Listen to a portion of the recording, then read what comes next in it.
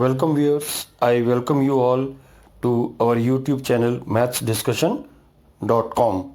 So today in this video we are going to look into the conjugate of the complex number and its properties. Do not forget to subscribe to our channel.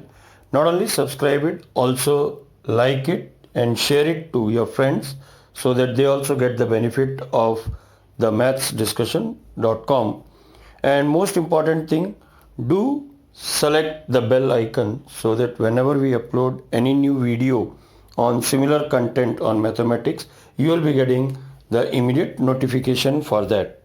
Now let us begin with the complex number. The first we'll see what we mean by the conjugate of the complex number and the properties of the conjugate of the complex number. So let us say we have a complex number which is z is equal to a plus ib, where a and b are nothing but the real numbers, and I, which is also called as the iota, is positive square root of minus 1.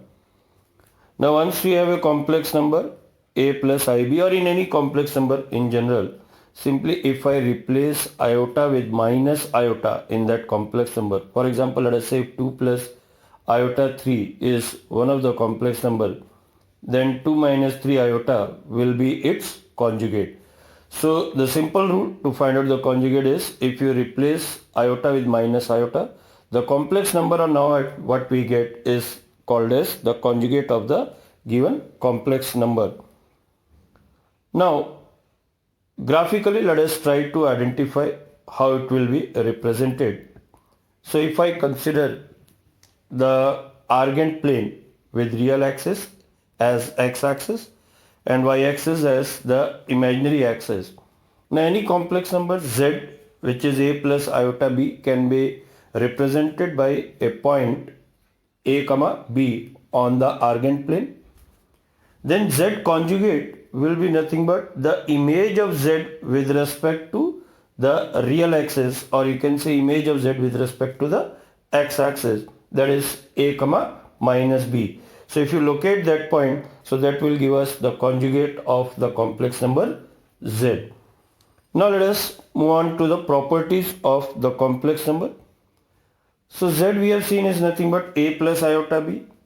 Z conjugate is nothing but a minus iota b.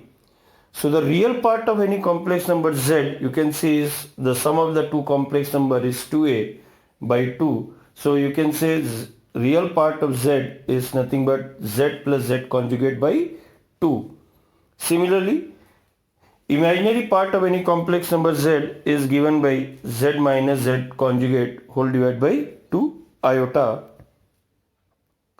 Now not only this, you can see if we multiply a complex number to its conjugate, z into z conjugate is modulus of z square, which is a square plus b square.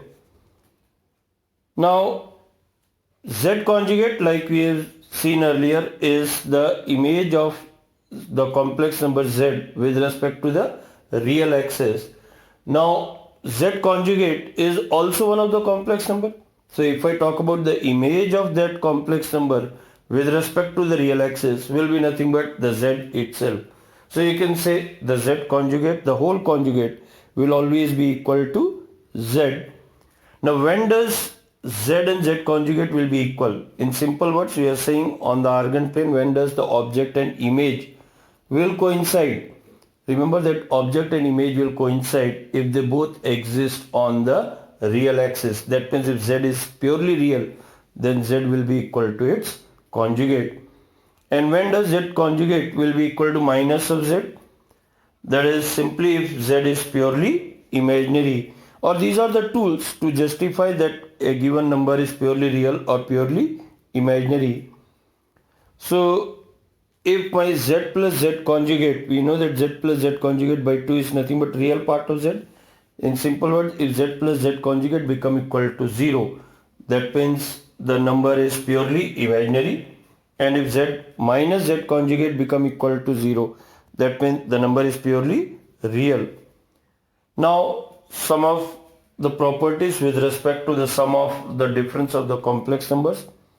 z1 plus minus z2 plus minus z3 and so on till zn, the whole conjugate is same as Z1 conjugate plus minus Z2 conjugate plus minus Z3 conjugate and so on till plus minus Zn conjugate.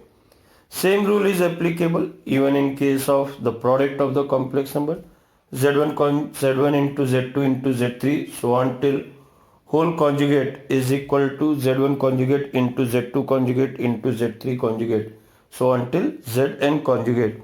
Further on this, if let us say all the Z1, Z2, Z3 are equal, that means Z power n, the whole conjugate will be equal to Z conjugate to the power n. The same rule is application even if we have the division of two complex numbers Z1 by Z2, the whole conjugate is always equal to Z1 conjugate upon Z2 conjugate.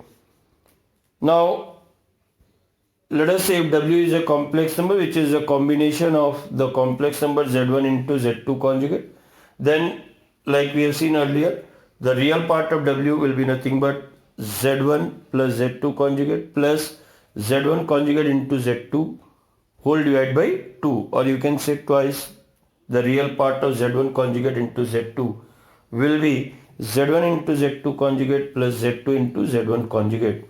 We can also say this will be equal to twice the real part of Z1 into Z2 conjugate.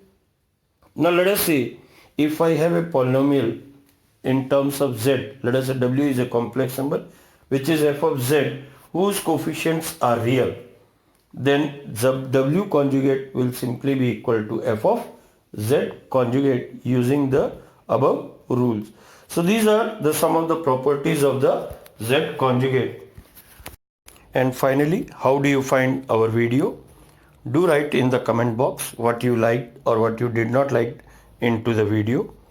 And one of the biggest advantage of mathsdiscussion.com is we also have a website in which we have got a discussion forum. You can register into our website. The website address is www.mathsdiscussion.com. There you register yourself with your email ID and create your user. Whatever you want to ask either on this topic or any other topic of your interest, you can put a question into that and discuss whatever the doubts you have got. And don't forget to write your comments into the comment box so that we will give a reply on to that.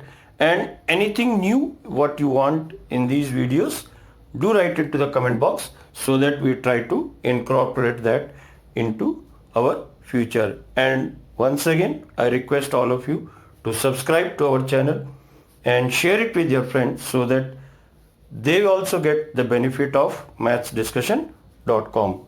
And thank you.